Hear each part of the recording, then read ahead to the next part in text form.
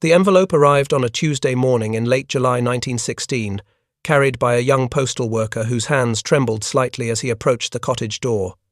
Mrs. Eleanor Rosewarne was tending her small garden, her weathered hands working the soil with the practiced efficiency of someone who had spent a lifetime coaxing life from the earth. She didn't see the postman at first, so absorbed was she in her work, but when his shadow fell across the garden path, she looked up and knew immediately. It wasn't the official telegram that so many mothers had received, those terse formal notifications that began with, "We regret to inform you." No, this was something different. The postman held out the letter with both hands, as if it were something sacred, something that deserved more reverence than the casual toss into a mailbox. "Mrs. Rosewarne," he said quietly, his voice barely above a whisper. "This came for you. It's from the front." Eleanor stood slowly, brushing the dirt from her apron with hands that had suddenly grown cold despite the summer warmth. She recognized the handwriting on the envelope immediately, her son Vivian's careful, precise script, the same hand that had written to her dozens of times since he'd left for France. But there was something different about this letter. She couldn't say what exactly, but she felt it in her bones, that ancient maternal instinct that connects a mother to her child across any distance. "Thank you, Thomas," she said to the postman, taking the envelope. Her voice was steady, though her heart had begun to race. The young man nodded, hesitated as if he wanted to say something more, then thought better of it and turned away. Eleanor watched him go, clutching the letter to her chest, before she made her way back to the cottage. Inside, the house was cool and quiet. Her husband, William, had passed away 3 years earlier, leaving her alone in the small Cornish cottage where they had raised their 4 children. 2 daughters had married and moved away. 1 son worked the mines in the next village, and Vivian, her youngest, her gentle, thoughtful Vivian, had enlisted when the war began, filled with the same patriotic fervour that had swept up so many young men. Eleanor sat at the kitchen table, the same table where Vivian had done his schoolwork as a boy, where he had sat and written poetry in his spare moments, where the family had shared countless meals. The envelope sat before her, and she found herself afraid to open it. She had received his letters regularly, once or twice a week when the post was good. He wrote about the weather, about the friends he had made, about the food and the mud and the small moments of beauty he found even in that terrible place. He never wrote about the fighting, never mentioned the horror that she knew must surround him. He protected her from the truth, and she loved him for it, even as she ached to know what he was truly experiencing. But the letter felt different. With trembling fingers, Eleanor finally opened the envelope and withdrew the pages within. There were several sheets, covered front and back with Vivian's familiar handwriting. She smoothed them out on the table before her, took a deep breath, and began to read. To truly understand the letter, one must first understand the young man who wrote it. Vivian Allen William Rosewarne was born on a crisp autumn morning in 1893, the 4th child and 2nd son of William and Eleanor Rosewarne. From his earliest days, he had been different from his siblings, quieter, more contemplative, with a sensitivity that his father sometimes worried would make life harder for the boy. Vivian had grown up in the small Cornish village of Streetjust, a place where the land met the sea in dramatic cliffs and where the mines ran deep into the earth. His father and older brother worked underground, but Vivian had shown an aptitude for learning that his parents, though poor, determined to nurture. He had stayed in school longer than most children of his class, and his teachers had spoken hopefully of a scholarship, of university, of a future that might take him beyond the mines and the hard labour that claimed so many. He had loved to read and write, spending his free hours with books borrowed from the small village library or composing poems and essays that he sometimes shared with his mother. Eleanor had kept every scrap of his writing, storing them carefully in a box beneath her bed. She didn't always understand his words, he wrote, of things beyond her experience, ideas and philosophies she had never encountered, but she recognized the beauty in them, the way he could capture a feeling or a moment with perfect clarity.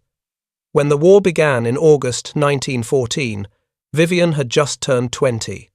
Like so many young men across Britain, he had been swept up in the initial wave of enthusiasm and patriotic duty. The newspapers proclaimed it would be over by Christmas. The posters showed heroic soldiers defending civilization against barbarism. His friends were enlisting, and the girls in the village looked admiringly at men in uniform. But there was something else, too. Something Vivian never spoke aloud, but that Eleanor understood in the way that mothers sometimes do. He wanted to test himself, to prove that his bookish nature, his gentle temperament, didn't make him less of a man. He wanted to show that sensitivity and courage could exist in the same heart. Eleanor had begged him not to go. She had pleaded with him to wait, to see if he was needed, to let others go first. But Vivian had been quietly determined, and in September 1914 he had enlisted in the Duke of Cornwall's Light Infantry. He was 21 years old, tall and lean, with his mother's dark eyes and his father's steady hands. The training had been brief. The army needed men desperately, as the war that was supposed to end quickly dragged on into months and then years. Vivian had written home regularly during his training, describing the drills and the marches, the new friends he had made, the officers who commanded them. His letters had been cheerful, even optimistic. He was serving his country. He was part of something greater than himself. In March 1915, Vivian had shipped out to France. His unit joined the British Expeditionary Force in Flanders, that blood-soaked region of Belgium where the war had ground to a stalemate of trenches and barbed wire, of artillery barrages and futile charges across no man's land. The letters that came from France were different. Vivian still tried to maintain a cheerful tone, still protected his mother from the worst of what he experienced, but Eleanor could read between the lines. She noticed what he didn't say, the increasing gaps between letters, the way his handwriting sometimes looked shaky, hurried, as if written in stolen moments between chaos. He wrote about the landscape, the farms and fields reduced to mud and craters. He wrote about the weather, the rain that turned the trenches into rivers of filth, the cold that seeped into bones and wouldn't leave. He wrote about small kindnesses, a hot meal, a letter from home, a moment of laughter shared with his comrades. He never wrote about the dead, but Eleanor knew they were there, surrounding him, claiming his friends one by one. The letter Eleanor held in her hands had been written in late June 1916, from a position somewhere near the Somme River in France. Vivian's unit had been moved there in preparation for what everyone said would be the great offensive, the push that would finally break through the German lines and end the war. The Battle of the Somme would officially begin on the 1st of July 1916 and would become one of the bloodiest battles in human history. On that first day alone, nearly 20,000 British soldiers would die, with another 40,000 wounded. The battle would rage for months, consuming hundreds of thousands of lives, on both sides, gaining mere miles of devastated ground. But Vivian didn't know any of that when he sat down to write his final letter to his mother. He knew only that something big was coming, that the artillery bombardment had been going on for days, that his officers were tense and quiet in a way that spoke of terrible things ahead. He knew, in the way that soldiers sometimes do, that his chances of survival were slim, and so he wrote. Eleanor's eyes moved across the first lines of Vivian's letter, and tears immediately began to blur her vision. My dearest mother, I am writing this letter to you in the quiet hours before dawn. The guns have paused for a moment. They will start again soon. They always do, but for now, there is something almost like peace. I am sitting in the trench with my back against the earth wall, a small candle providing just enough light to see by, and I am thinking of home. I hope you will forgive the circumstances of this letter. It is not an easy thing to write, and it will not be an easy thing to read, but I feel I must set down these words. We have been told that tomorrow we will go over the top, advancing across the ground toward the German lines.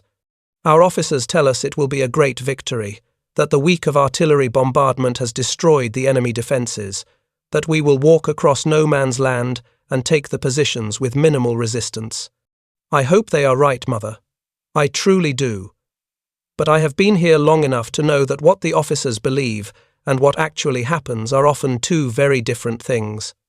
I have seen too much, lost too many friends, to face tomorrow with the certainty and confidence that perhaps I should have. And so I write this letter, to be sent to you only if I should fall. If you are reading these words, then I am gone, and I am sorrowful beyond measure for the pain this will cause you. But I wanted to leave you with something more than the official telegram, something that comes from my heart, that tells you what I could not always say in my regular letters. Eleanor's hands shook as she read these opening words. She had known the moment she saw the envelope, but seeing it confirmed in Vivian's own hand made it real in a way that nothing else could. Her son was gone. Her gentle, thoughtful boy who had loved poetry and long walks along the cliffs was dead. But she continued reading because this was the last gift he could give her, and she would honour it by receiving his words with all the love and attention he had put into writing them. I have been thinking a great deal about my childhood in these past weeks, Mother. Perhaps it is natural when facing one's mortality to look backward, to revisit the moments that made us who we are. I find myself returning again and again to certain memories, small moments that have taken on a significance I never recognized when I was living them. I remember the summer I turned 7, when you taught me to identify the wildflowers that grew along the coastal path. We would walk together in the evenings after you had finished your work, and you would point out each plant, telling me its name and its uses. The thrift with its pink cushions of flowers, the sea campion clinging to the cliff face, the heather that turned the moors purple in late summer. You were so patient with my endless questions, never once suggesting that you were too tired or too busy. I remember the first time Father took me down into the mine. I was 12, and I had been begging to see where he worked for years. You were against it. I could see the fear in your eyes, but Father said it was time I understood the work that kept our family fed. I remember the descent into the earth, the way the light faded and the air changed, becoming thick and heavy. I remember the sound of the picks against rock, the voices of the men echoing in the darkness.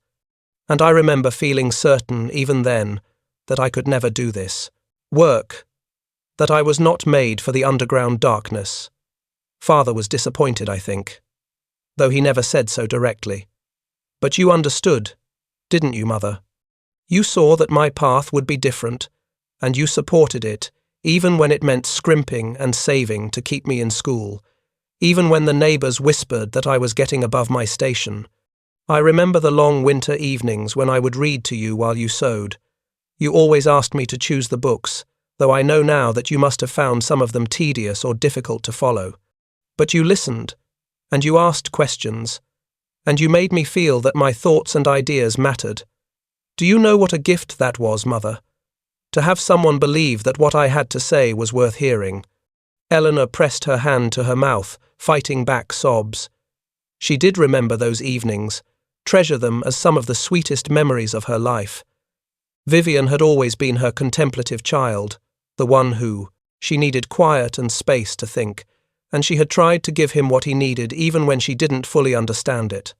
You taught me so much, Mother, though I think you never realized the depth of the lessons you were imparting. You taught me kindness by the way you cared for Mrs. Tremaine when she was ill, bringing her soup and sitting with her, even though you had your own work waiting at home. You taught me generosity by the way you shared what little we had with those who had even less, never thinking to ask what you might receive in return. You taught me the value of work by your own example, rising before dawn to tend the garden, keeping the house, helping Father, and doing the washing for the mine captain's wife to bring in a few extra shillings. I never once heard you complain, though you must have been exhausted, must have felt the weight of responsibility pressing down on you. You taught me about love, Mother, real love, not the romantic fantasy I read about in books, but the everyday, practical love that shows itself in 1,000 small actions. The love that packs a lunch for a husband heading to work in the dark, that patches torn clothes one more time because there's no money for new ones, that sits up with a sick child through the long night, even when you're bone-weary yourself. I think about these lessons now, and I realize how much of who I am, who I was, came from you. The other men here, they often talk about their fathers, about wanting to make them proud, about proving themselves men in their father's eyes. And I loved father, respected him deeply. But it was you, mother, who shaped my heart and mind, who taught me what it means to be truly human. I hope I have made you proud. I know I was not the son you might have wished for in some ways. I was never strong like my brother, never comfortable with the rough physical labour that is the lot of most men in our village. I spent too much time with my head in books, too much time daydreaming when I should have been doing practical things. But I tried, mother. I tried to live up to the values you instilled in me, to be kind and honest and true. These words broke Eleanor's heart in a new way. How could Vivian have thought he wasn't the son she wished for? He had been everything she could have hoped for and more sensitive, intelligent, thoughtful. She had never wanted him to be anything other than exactly who he was. I should tell you something of what this war has been like, mother, though I know it will pain you to read it. For so long, I tried to protect you from the truth of it in my letters, painting a picture that was not quite false but not quite honest either.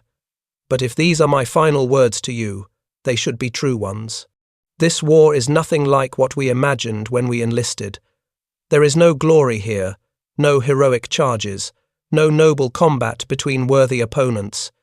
There is only mud and death and the terrible grinding monotony of life in the trenches punctuated by moments of pure terror. We live like rats in holes in the ground, mother. The trenches are deep gouges in the earth, reinforced with sandbags and wood planks that are always rotting, always collapsing. The bottom of the trench is a river of mud that sucks at your boots with every step, a mud that smells of earth and decay and things better left unnameable. We sleep standing up sometimes, leaning against the trench wall because there is nowhere dry to lie down. The rats are everywhere. They are fat and bold, feeding on the dead that lie in no man's land between our trenches and the German lines. At night, you can hear them scurrying, and sometimes they run across you as you try to sleep. The men hunt them for sport, but there are always more. And the lice. Mother, every man here has lice. We call them chats, and we spend our rest periods picking them from our clothes and bodies, cracking them between our thumbnails. But it's futile. They always come back. The smell is what I think I will remember most, if I survive this. Not just the mud and the unwashed bodies and the latrines, but the smell of death. It hangs over everything, sweet and sickly and inescapable. The bodies in no man's land, the men we cannot reach to bury, they decompose in the sun and rain, and the wind carries the smell to us constantly. Eleanor's stomach churned as she read this. Her clean, fastidious son, who had always been so careful about his appearance, living in such conditions. How had he borne it? How had any of them? But amid all this horror, mother, I have also witnessed something beautiful. I have seen the very best of what human beings can be, even as I have also seen the worst. The men I serve with, my brothers in arms, they are extraordinary in ways that would humble you. There is Private Tommy Atkins, yes, that really is his name, and he bears the jokes about it with good humour, who shares his last cigarette with anyone who asks, even though tobacco is precious here. There is Sergeant Morrison, a hard man with a voice like gravel, who writes poetry in his spare moments, and once recited Shakespeare in the trench while shells fell around us. There is Lieutenant Pearson, barely older than I am, who always goes first into danger and always ensures his men are fed before he takes a bite himself. We have formed a bond here, mother, forged in shared suffering and mortal danger. We know each other in ways that civilians never can. We have seen each other at our best and our worst, have held each other through nightmares, have shared our last crumbs of food and our deepest fears. These men are my brothers, in a way that transcends blood, and I have learned that courage is not what I thought it was. It is not the absence of fear. Every man here is afraid, all the time. Courage is continuing to do your duty despite the fear. It is climbing out of the trench when every instinct screams at you to stay down, to hide, to run. It is staying at your post when the shells are falling, when the man next to you has just been killed, when everything in you wants to flee. I have seen men do impossible things, Mother. I have seen a corporal carry a wounded private back to our lines through machine gun fire, refusing to leave him even when ordered to do so. I have seen a chaplain walk calmly through a bombardment to give last rites to the dying. I have seen men share their water with the enemy wounded, showing mercy even to those who moments before were trying to kill them. And I am ashamed to say, I have also seen what war does to the human soul. I have seen men become cruel, taking pleasure in suffering, treating the enemy and sometimes each other with casual brutality. I have seen fear turn men into cowards, and I have tried not to judge them because I understand how close I have come to that edge myself. I have killed men, Mother. I do not know how many. In the chaos of battle, it is impossible to know which shots find their mark, whose hand delivers the fatal blow.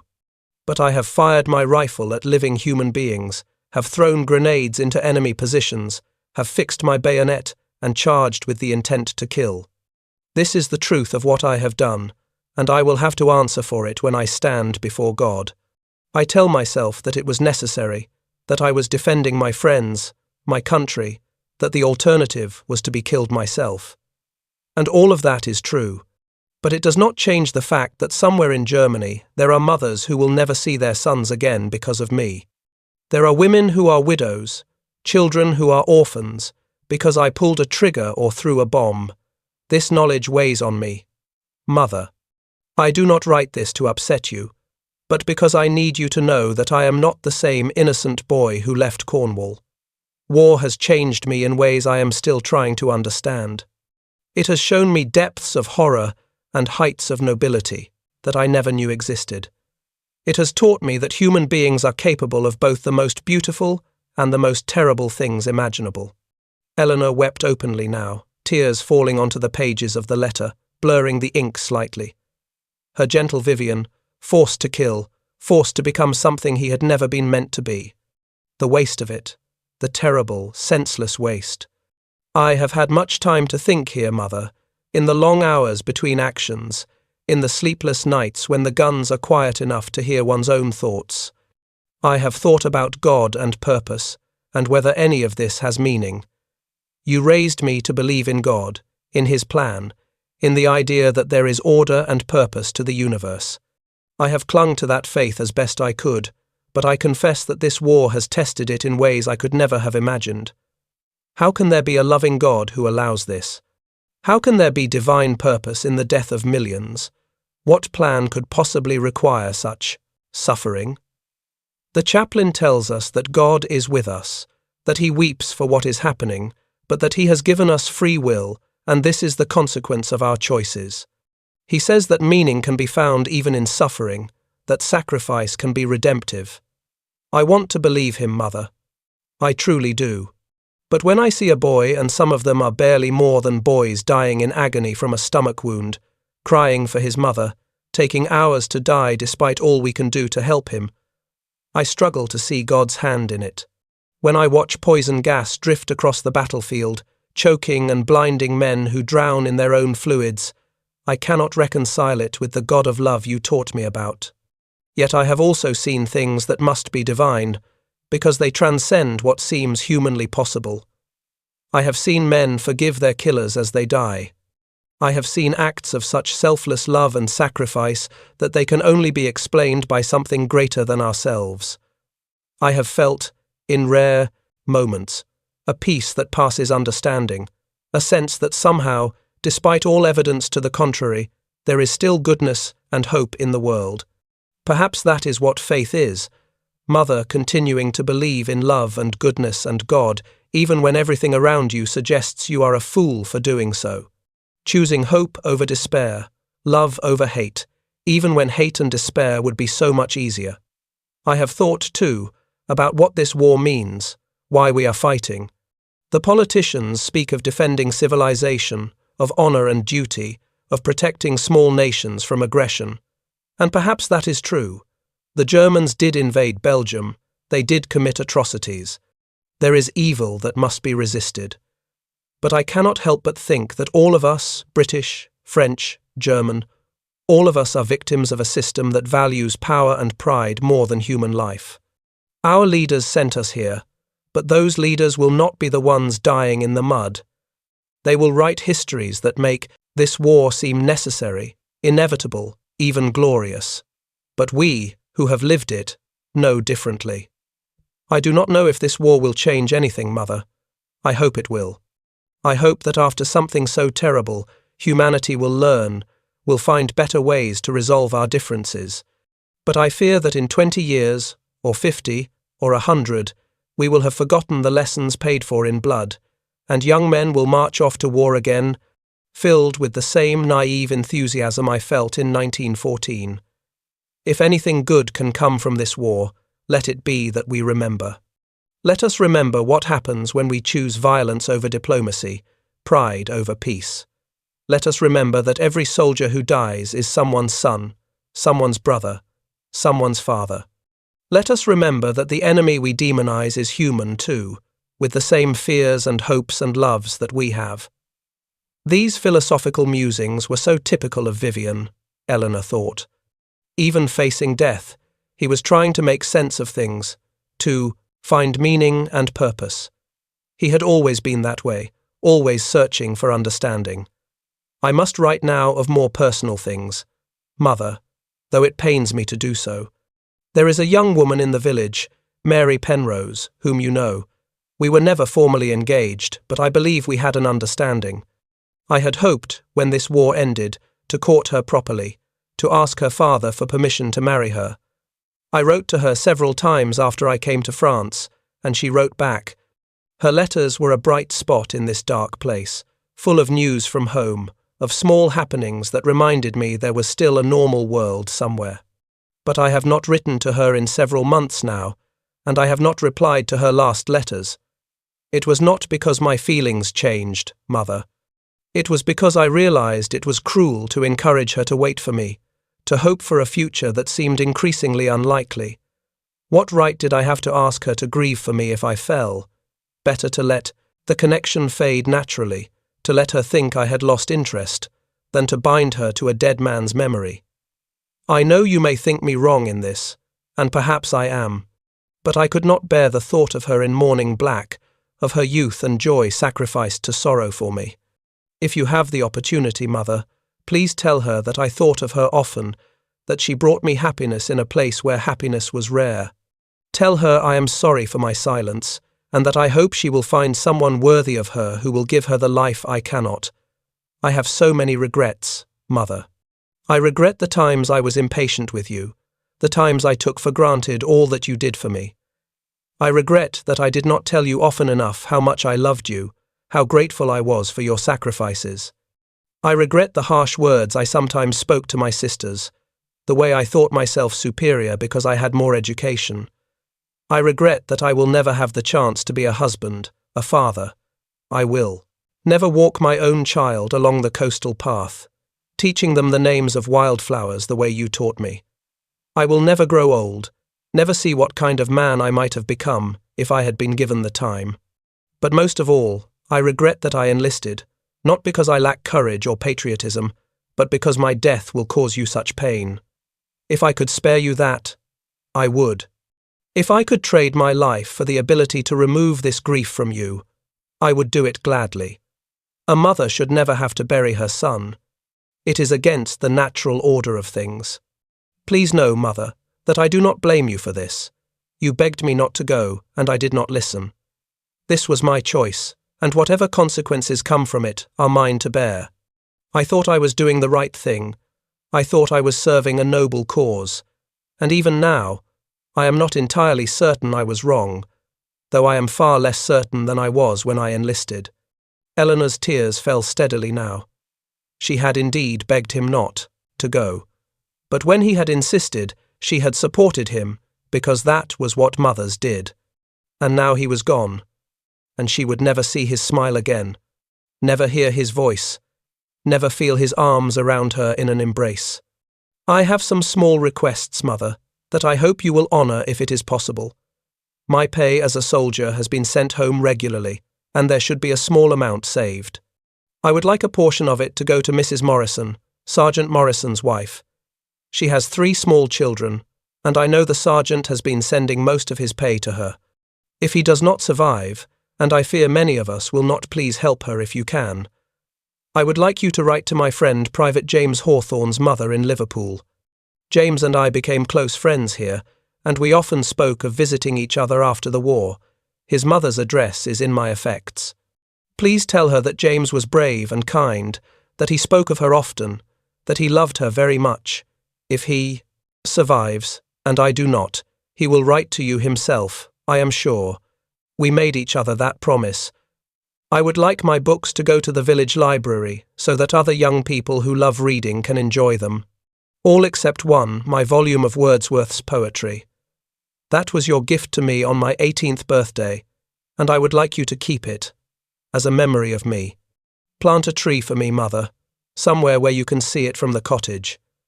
An oak, perhaps, or a rowan. Something that will live long after we are both gone, that will stand as a reminder that I once existed, that I loved and was loved.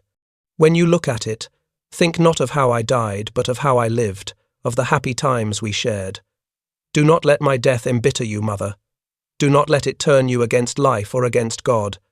Continue to find joy in small things in your garden, in the beauty of the coast, in the changing seasons.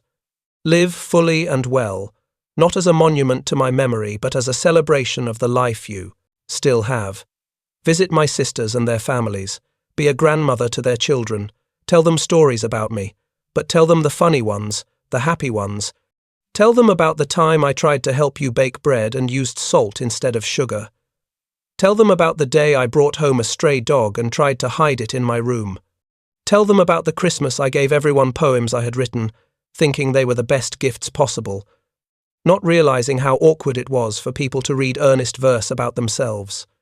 Laugh. Mother. I know that will seem impossible in the days and weeks to come, but eventually, please laugh again. Laughter was always my favorite sound in the house, and I cannot bear to think of you living in silence and sorrow.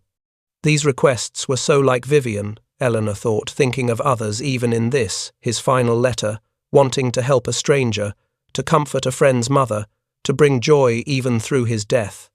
I must confess, Mother, that I'm afraid.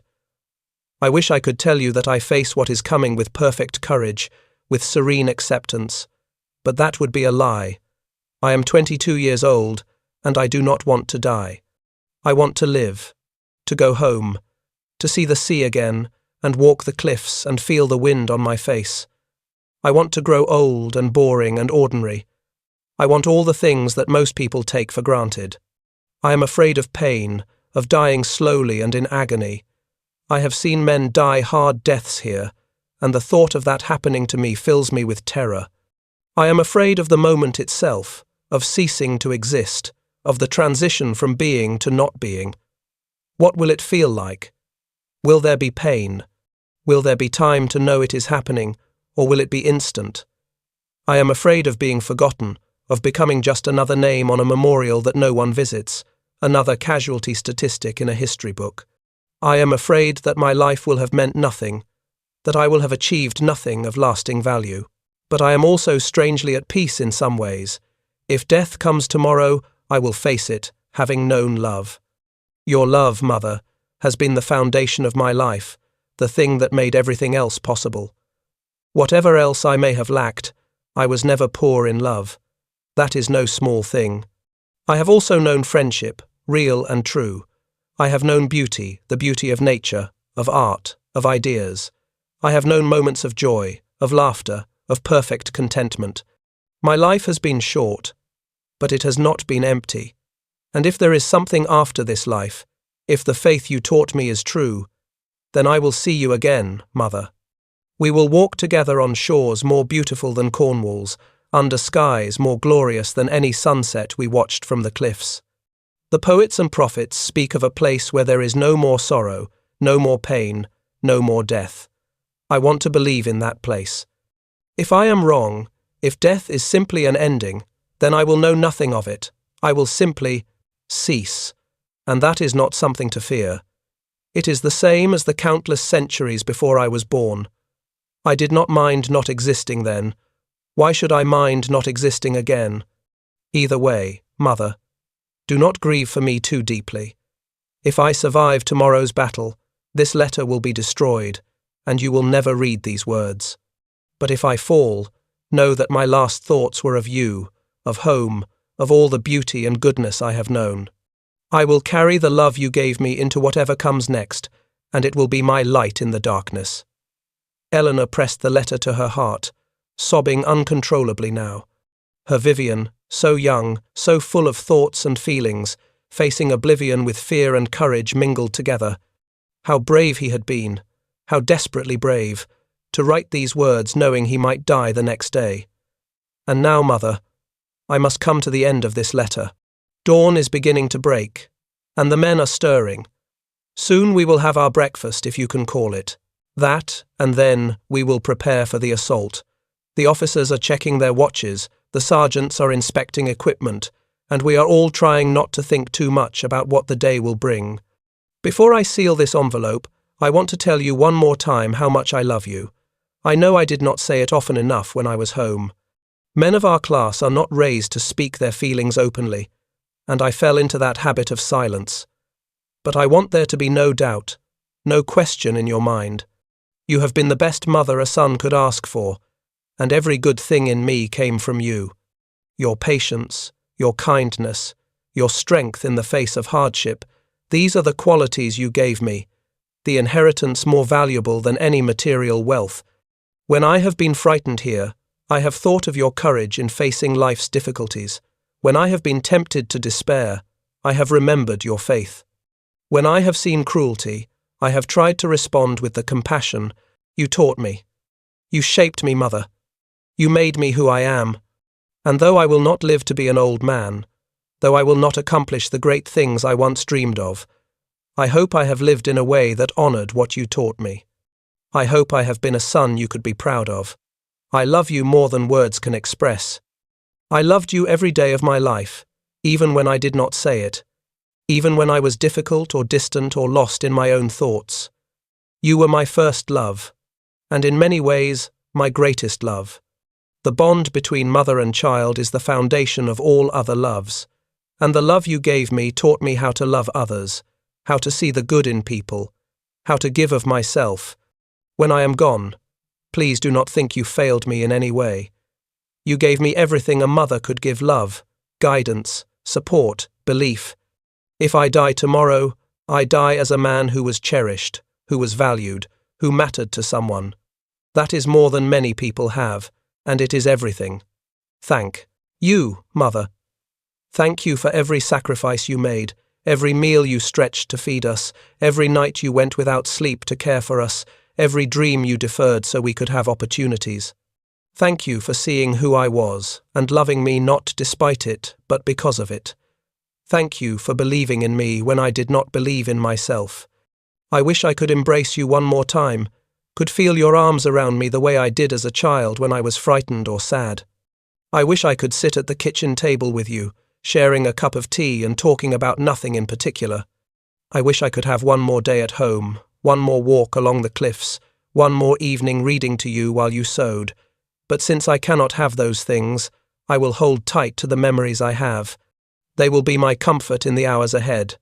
I will think of you in your garden, your hands in the soil, coaxing life from the earth. I will think of your smile, the way your whole face lit up when you laughed. I will think of your voice, singing old songs while you worked. Carry on, Mother. Live. Find joy again, eventually. Remember me with love, but do not let that love become a burden. I would not want my death to diminish your life. I would want it, somehow, to enrich it, to make you appreciate every sunrise, every flower, every moment of beauty. Live for both of us, Mother. Live fully and well. Eleanor could barely see the words now through her tears, but she continued reading, treasuring every word, every sentiment, this final gift from her beloved son. The light is growing stronger now. I can hear the officers calling to the men, preparing for the day ahead. I must finish this letter and seal it, placing it with my personal effects with instructions that it be sent to you if I fall. I am going to climb out of this trench in a few hours and walk forward into whatever awaits me. I am afraid, but I will do my duty. I will be brave, or at least I will try to be. I will think of you and of home, and I will walk forward. If there is a heaven, I will wait for you there. Mother, I will save you a place by my side, and when your time comes, many, many years from now, I will be there to greet you. We will be together again, in a place where there is no war, no sorrow, no separation. And if there is no heaven, if this is truly goodbye, then I say it with love and gratitude. Thank you for my life, Mother. Thank you for bringing me into the world, for raising me, for loving me. It has been a good life, despite its brevity. You made it good. I am not afraid anymore. I have written what I needed to write, said what I needed to say. I am ready for whatever comes. Goodbye, my dearest Mother. I love you with all my heart, now and always. Your loving son, Vivian Allen William Rosewarne, the 30th of June 1916. The letter ended there. Eleanor sat in the quiet kitchen, the pages spread before her on the table, and wept as she had never wept before. She wept for her son, for his fear and his courage, for the life he should have had and the death he did not deserve. She wept for all the mothers who had received such letters, who had lost sons to this terrible war. She wept for the waste of it all, the senseless, terrible waste. But even through her grief, she felt a strange sense of gratitude. How many mothers received only the cold, impersonal telegram? How many never knew their son's final thoughts, their last words of love? Vivian had given her a gift, painful as it was to receive. He had given her his heart, his true self, unfiltered and honest in a way he had never quite been in his regular letters. She knew now how he had felt, what he had experienced, what he had thought about in those final hours. She knew that he had been afraid but brave, that he had lost some of his faith but not all of it, that he had loved her to the very end. She knew that he had died as he had lived thoughtfully, sensitively, with compassion for others, and a searching mind that never stopped trying to make sense of the world. In the days that followed, Eleanor did as Vivian had asked. She wrote to Sergeant Morrison's wife, enclosing what money she could spare from Vivian's pay. She wrote to Private Hawthorne's mother in Liverpool, only to receive a reply weeks later, informing her that James had also died on July 1, in the same assault that had claimed Vivian's life. She gave Vivian's books to the village library, where the librarian accepted them with tears in her eyes, promising they would be marked with a bookplate in his memory. She kept the Wordsworth volume, as he had requested, and read from it often, finding comfort in the poems he had loved. She sought out Mary Penrose and delivered Vivian's message. The young woman wept, but she thanked Eleanor for telling her the truth, for giving her closure. Years later, Mary would marry a fisherman and name her first son Vivian, keeping alive the memory of the boy she had loved. And Eleanor planted a tree, a rowan, with its bright berries that would blaze red each autumn. She planted it where she could see it from the kitchen window, and she tended it carefully, watching it grow straight and strong. When people asked about the tree, she would tell them about Vivian. But as he had requested, she told the happy stories, the funny memories, the moments of joy they had shared. The war continued for 2 more years after Vivian's death, claiming millions more lives before it finally ended in November 1918.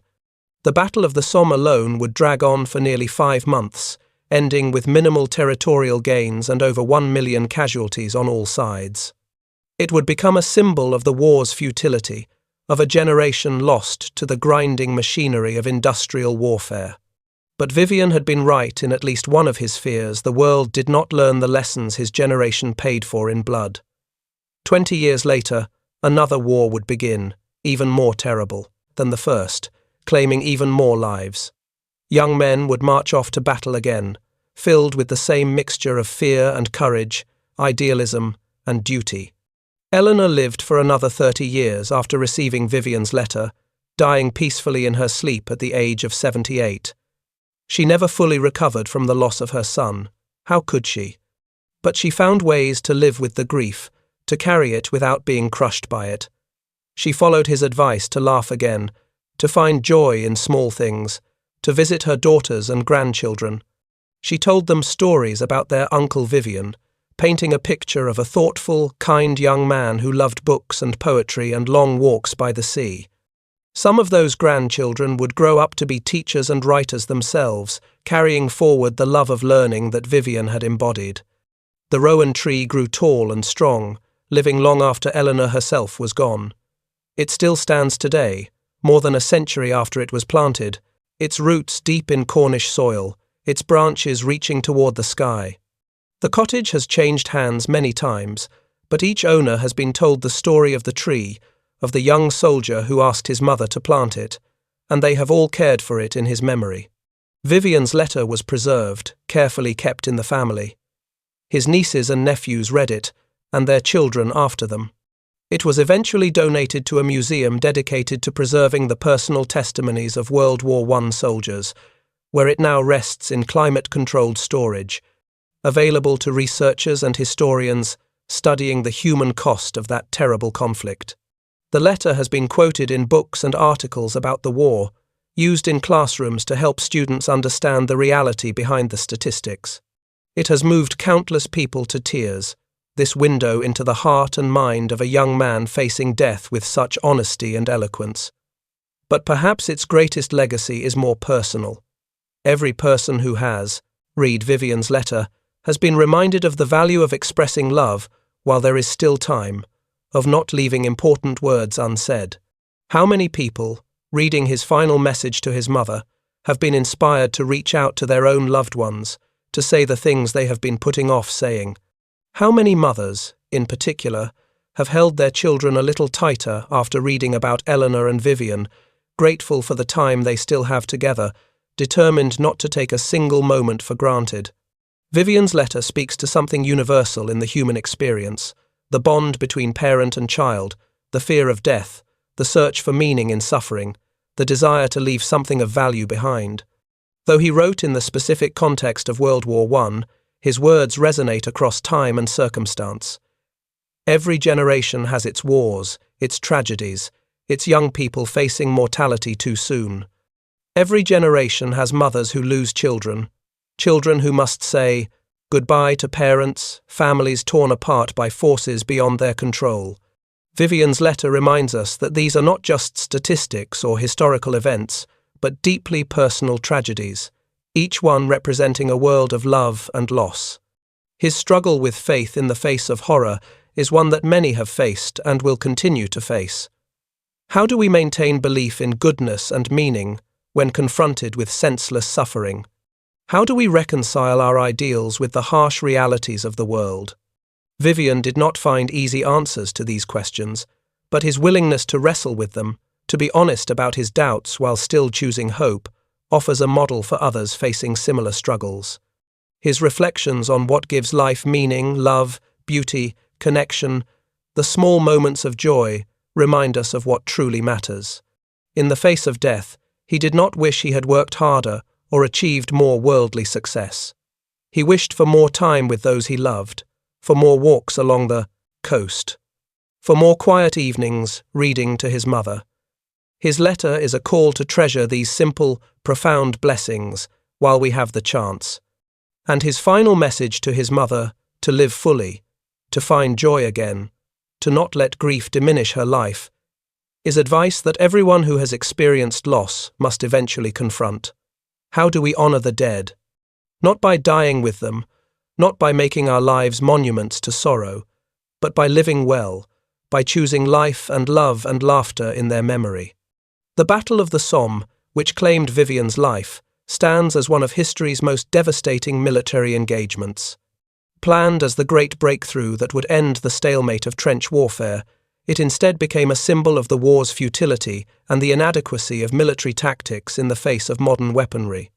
The British High Command, led by General Douglas Haig, believed that a week-long artillery bombardment would destroy the German defences, allowing infantry to simply walk across no man's land and occupy the enemy trenches. This belief proved catastrophically wrong. The artillery, though intense, failed to cut the barbed wire or destroy the deep German bunkers. When the whistles blew on the morning of the 1st of July 1916, British soldiers climbed out of their trenches and advanced in neat lines into a storm of machine gun fire. Vivian would have been among them, one of thousands of young men walking forward into almost certain death. The German machine gunners, emerging from their deep shelters after the bombardment lifted, found perfect targets in the advancing British lines. Men fell in rows, like wheat before a scythe. Some units suffered 90% casualties in the first few minutes of the attack. It was slaughter on an industrial scale. The old military tactics of infantry assault meeting the new technologies of machine guns, artillery, and barbed wire, with predictably horrific results. The generals, safe in their headquarters miles behind the lines, continued to order more attacks, more waves of men to throw against the German defences. The battle would continue for months, each side feeding more and more soldiers into the meat grinder, gaining mere yards at the cost of thousands of lives. Vivian had been right to fear what was coming. His officer's optimism about an easy victory was not based on reality, but on wishful thinking and a fundamental misunderstanding of modern warfare. The courage of soldiers like Vivian was spent in a cause that gained nothing proportionate to its cost. When Vivian's personal effects were returned to Eleanor, they included his final letter, sealed and marked with instructions that it be sent to her. A lieutenant who had survived the battle wrote a note explaining that Vivian had died early in the assault, killed by machine gun fire as he advanced toward the German lines. It had been, the lieutenant assured her, a quick death, though whether this was true or simply a kind lie, Eleanor would never, The letter might have remained a private family artifact, read only by Eleanor and perhaps shared with Vivian's siblings. But years after Eleanor's death, when her granddaughter was sorting through old family papers, she recognized the historical and literary value of the letter. She contacted a historian specializing in World War I personal narratives, who immediately understood the significance of the document. What made Vivian's letter exceptional was not just its eloquence, though it was remarkably well written for a young man of 22 with limited formal education. It was the honesty, the depth of feeling, the philosophical and spiritual wrestling, the intimate portrait of a soldier's inner life that made it valuable. Most soldiers' letters home were censored, both by military authorities and by self-censorship.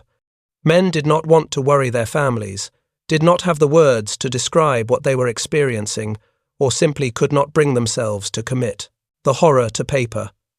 Final letters, written in the expectation of death, were different. They were honest in ways that regular correspondence could not be. Vivian's letter was published first in a scholarly journal, then excerpted in a popular history of the Somme, and eventually appeared in several anthologies of war literature. Each publication brought his words to a new audience, moved new readers to tears, sparked new reflections on war and loss and love. Teachers began using the letter in classrooms, finding that it made the abstract history of World War I concrete and personal for students. The statistics of millions dead became real when students read Vivian's words, understood his fear and hope, recognized their own parents or themselves in the relationship between mother and son. Veterans of other wars read the letter and recognized their own experiences in Vivian's words. The specific details were different, the weapons, the enemies, the locations, but the fundamental, human experience of facing death in war was the same. They saw their younger selves in Vivian, remembered their own fear and courage, their own struggles with faith and meaning. More than a century after Vivian wrote his final letter to his mother, his words still have the power to move and instruct us. What can we learn from this young Cornish soldier whose life was cut short on a French battlefield? We can learn the importance of expressing love while there is still time. Vivian wrote that he regretted not telling his mother often enough how much he loved her, how grateful he was for her sacrifices. How many of us make the same mistake, assuming our loved ones know how we feel without needing to hear it? His letter reminds us that words matter, that expressing our feelings is not weakness, but wisdom. We can learn about the true nature of courage. Vivian was honest about his fear, about the terror that gripped him as he faced death. He did not pretend to be fearless or invulnerable, yet he prepared to do his duty anyway, to climb out of the trench and advance despite his fear. Real courage is not the absence of fear, but action in spite of it. We can learn about the complexity of war. Vivian did not offer simple narratives of good versus evil, though he believed the cause he fought for was just. He recognized the humanity of the enemy, acknowledged his own complicity in killing, wrestled with the moral implications of his actions. In an age of simplified narratives and binary thinking, his nuanced reflection offers a more mature way of engaging with difficult moral questions. We can learn about finding meaning in suffering. Vivian struggled with faith, questioning how a loving God could allow such horror. But he also recognized moments of transcendent beauty and goodness, even in hell. He chose hope over despair, love over hate, even when the easier choice would have been cynicism and bitterness. His example shows us that meaning is not found, but created, that we choose what we make of our suffering. We can learn about the bonds that connect us. Vivian's letter is fundamentally about love, the love between mother and child, between friends, between human beings. In the face of death, it was love that mattered to him, love that gave his short life meaning, love that he wanted his mother to remember. His letter reminds us that our relationships are what matter most, that the love we give and receive is the truest measure of a life well lived. We can learn about the cost of war. Behind every statistic is a person like Vivian, someone who loved and was loved, who had dreams and fears, who might have done great things if given the chance. The millions who died in World War I were not just numbers but individuals, each one a world unto themselves. When we contemplate war today, we must remember this human cost. We must count it not in abstract casualties, but in Vivians, in young people whose potential will never be realized, in families forever scarred by loss. And perhaps most importantly, we can learn about legacy. Vivian did not achieve what he hoped to achieve in life. He did not become a scholar, did not marry and have children, did not make his mark on the world in any conventional sense.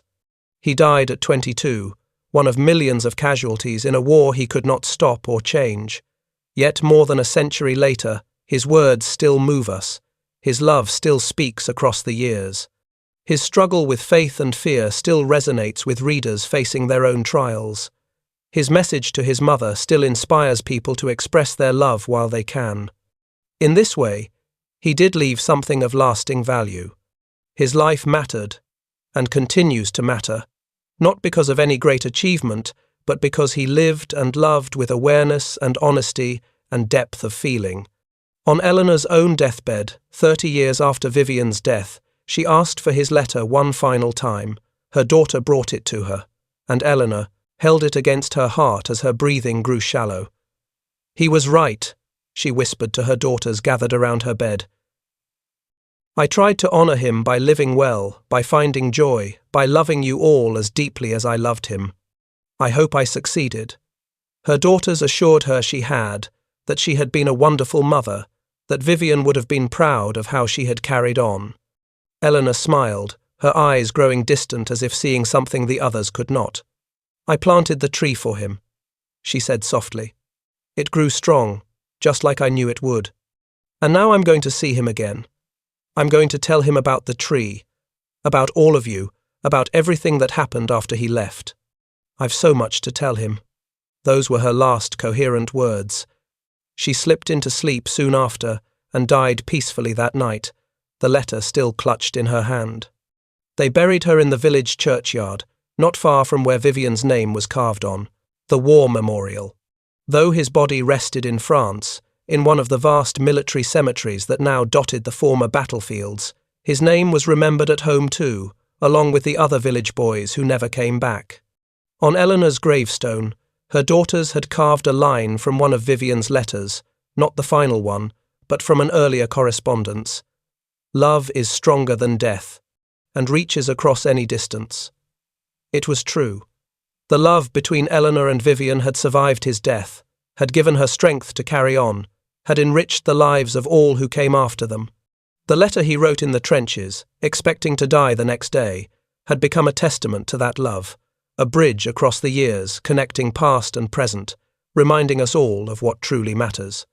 Today, more than a century after Vivian climbed out of his trench and walked toward his death, the rowan tree still stands, the letter still moves readers to tears, and the love between a mother and son still speaks to us of our own relationships, our own mortality, our own need to say the important things while there is still time.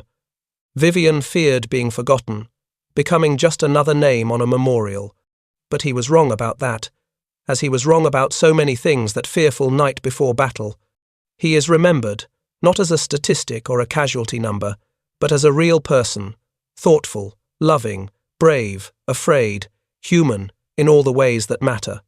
His last letter to his mother ensures that he will never be just another forgotten soldier. Through his words, he lives on, teaching us about love and courage and the preciousness of life. And that, perhaps, is the greatest legacy any of us can leave: to have loved well, to have expressed that love honestly, and to have left behind words that continue to move and inspire long after we are gone. In the end, Vivian's letter reminds us that we are all writing our own final messages to those we love, though we may not realize it. Every interaction, every word spoken or left unspoken, every act of kindness or neglect, becomes part of the legacy we leave behind.